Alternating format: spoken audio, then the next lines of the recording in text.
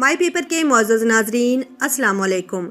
नाज़रीन, कहा जाता है कि चोरों का इत्तेहाद हमेशा जाती मुफाद के लिए होता है। इन्हें एक दूसरे की खैर ख्वाही की कभी फिक्र नहीं होती। आपने देखा होगा कि सिक्योरिटी फोर्सेस वाले हमेशा अपने साथी की खातिर जान तक कुर्बान कर देने से गुरेज नहीं करते, लेकिन चोर और डाकू अपने ही जख्मी साथी को गोली मारकर भाग जाते हैं, क्योंकि चोरों का इत्तेहाद सिर्फ जाती फायदे के लिए होता है। अभी पीडीएम के झंडे तले तमाम चोर और डाकू इकट्ठे हो चुके हैं, लेकिन सबके अंदर अपने अपने मफादात हैं। सियासत के सीने में दिल नहीं होता और सियासतदान अपने मुफाद के लिए किसी भी हद तक चले जाते हैं। ताज़ा तरीन सूरत हाल देख लें। दहाइयों से एक दूसरे की सख्त दुश्मन पार्टियां नून लीग और पीपल्स पार्टी अपनी करप्शन बचाने के लिए एक इत्तेहाद में इकट्ठे हो चुके हैं, लेकिन ये वहाँ भी एक दूसरे को धोखा दिए बिना नहीं रह सकते। ऐसा पहली बार नहीं हुआ, बल्कि तारीख में हमेशा इन दोनों ने एक दूसरे को धोखे दिए हैं। इन दोनों के दरमियान तय हो चुका है कि पंजाब में पीपल्स पार्टी सियासत नहीं करेगी और सिंध के अंदर नून लीग मदाखलत नहीं करेगी। लोगों को दिखाने के लिए दोनों एक दूसरे के सूबे में एक दो जलसे कर लेते थे, लेकिन कभी भी पीपल्स पार्टी ने पंजाब पे फोकस नहीं किया और न ही नून लीग ने सिंध पर फोकस किया है। लेकिन अब हालात बदल चुके हैं। अब एक तीसरी पार्टी आ चुकी है। पीटीआई पाकिस्तान की सबसे बड़ी पार्टी बनकर उभरी है। इसने नून लीग से पंजाब छीन लिया है और अब पीपल्स पार्टी से सिंध छीन रही है। ऐसे हालात में पीपल्स पार्टी ने पंजाब के अंदर अपना असर और रसूख बढ़ाने का प्रोग्राम बनाया है। पंजाब में बिलावल को 4 दफा लॉन्च किया गया, लेकिन वो कामयाब नहीं हो सका और मुयस्सर कारकर्दगी नहीं दिखा सका। इसके बाद पीपल्स पार्टी ने एक नई चाल चली है। पीपल्स पार्टी ने औरत कार्ड खेलकर नून लीग का पंजाब से सफाया करने का प्रोग्राम बनाया है। जरदारी अच्छे से जानता है कि पंजाब में तहरीक इंसाफ के वोट उसे नहीं मिलेंगे, लेकिन अगर मरियम नवाज के मुकाबले में अपने किसी रहनुमा को लॉन्च करता है तो वो नून लीग के वोटों को हासिल कर सकता है। इसी सोच के तहत पंजाब में आसफा भुट्टो को लॉन्च किया गया है। आसफा भुट्टो के आने से पंजाब में बिलावल मजीद मजबूत होगा। अब मरियम नवाज के मुकाबले में पंजाब में इससे बेहतर और एनर्जेटिक लड़की आ चुकी है। नून लीग के पास मरियम नवाज की सूरत में एक एज था। औरत होने की वजह से इसी हमदर्दी हासिल थी। दूसरा, औरत होने की वजह से वो अपने जलसों में लोगों को इकट्ठा करने में कामयाब हो जाती थी। अगरचे ये जलसे इतने बड़े नहीं थे, लेकिन पंजाब में नून लीग के वोटों को छीनने के लिए इससे बेहतर ऑप्शन नहीं हो सकता था कि औरत के मुकाबले में औरत को लाया जाए। मुल्तान जलसे के लिए पीपल्स पार्टी की तरफ से आसफा भुट्टो के खिताब का ऐलान किया गया है। याद रहे कि बिलावल भुट्टो को कोरोना हो चुका है, जिसकी वजह से वो टेलीफोनिक खिताब करेगा। अगरचे इसके टेलीफोनिक खिताब से इसकी कमी पूरी हो जाती है, लेकिन पंजाब में मरियम नवाज के मुकाबले में आसफा भुट्टो को लाया गया है। आसफा भुट्टो जरदारी की तरफ से मुल्तान के जलसे में तकरीर के लिए भरपूर तैयारियां कर ली गई हैं। वो अपनी वालदा और भाई की तरह बगैर लिखे तकरीर करेंगी। इनके आने से पीपल्स पार्टी को बेनजीर का चेहरा मिल गया है। पीपल्स पार्टी के पास बेनजीर की सूरत में औरत कार्ड था, जो अब बेनजीर के बाद नून लीग के पास आ गया था, लेकिन पीपल्स पार्टी ने आसफा भुट्टो को लॉन्च करके नून लीग से ये क्रेडिट छीन लिया है। बेनजीर की शख्सियत के आगे मरियम नवाज कुछ भी नहीं है। आसफा भुट्टो का बेनजीर वाला अंदाज और उसकी शख्सियत मरियम नवाज को ले डूबेगी। साबिक सदर आसिफ अली जरदारी की सबसे छोटी साहबजादी आसफा भुट्टो जरदारी 30 नवंबर को मुल्तान में पीडीएम के जलसे में खिताब करेंगी। ख्याल रहे कि आसफा भुट्टो की कौमी सतह की सियासत में पहली एंट्री है। पहला मौका होगा कि आसफा भुट्टो पंजाब में अवामी जलसे में शरीक होंगी। 27 साल आसफा भुट्टो इससे कबल लाड़काना में बिलावल भुट्टो की इंतखाबी मुहिम में शिरकत कर चुकी हैं। ताहम कौमी सतह की सियासत में ये इनकी पहली एंट्री होगी। ये जलसा सिर्फ पीपल्स पार्टी का नहीं, बल्कि ये पीडीएम का भी है, जिसकी मेजबानी पीपल्स पार्टी कर रही है। मुल्तान की ज़िलाई हुकूमत ने अलबत्ता पीपल्स पार्टी की तहरीरी दरख्वास्त को मुस्तरद कर दिया है और 30 नवंबर को होने वाले जलसे की इजाजत नहीं दी। अगर जलसा ना भी हुआ तो ये तय हो चुका है कि अब पंजाब में मरियम नवाज को आसफा भुट्टो ही टक्कर देंगी। इस कदम ने नून लीग के औसान खता कर दिए हैं। जहाँ तक ये सवाल है कि आसफा भुट्टो को सियासत में आने का मशवरा किसने दिया, तो साबिक वजीर आजम बेनजीर भुट्टो की भी यही ख्वाहिश थी कि आसफा सियासत में आए, क्योंकि बेनजीर अपने बच्चों को सियासी तौर पर बाशऊर समझती थी। लेकिन पहले जब बेनजीर भुट्टो के बाद आसफा भुट्टो को सियासत में आने का कहा गया तो उन्होंने इनकार कर दिया। उनका मौकफ था कि माजी में वो अपनी वालदा बेनजीर भुट्टो और मामू मुर्तजा भुट्टो की तरह अपने भाई से इख्तलाफ नहीं चाहती। बिलावल ने भी आसफा भुट्टो को सियासत में आने से काफी वक्त तक रोके रखा। आसफा भुट्टो को वो अपनी सियासत के लिए खतरा समझते थे, लेकिन अब अपनी पोजीशन मजबूत होने के बाद उन्होंने आसफा भुट्टो को अपनी सियासत सियासत की मजबूती के लिए लॉन्च किया है। ये सारी गेम प्लानिंग आसिफ जरदारी खुद करते हैं। पीपल्स पार्टी और नून लीग के दरमियान हमेशा से ही कशमकश रही है। भुट्टो ने लाहौर में 30 नवंबर 1967 को अपनी जमात पाकिस्तान पीपल्स पार्टी की बुनियाद डाली। इस जमात का पहला कन्वेंशन डॉक्टर मुबशिर हसन की रिहाइशगाह पर मुनक्कद हुआ था। इस जमात को तरक्की पसंद सियासत के मुख्तलिफ नजरियात के लिए एक प्लेटफॉर्म के तौर पर बयान किया गया। इस जमात की तश्कीली कागजात में आजाद गैर जानिबदार पॉलिसी,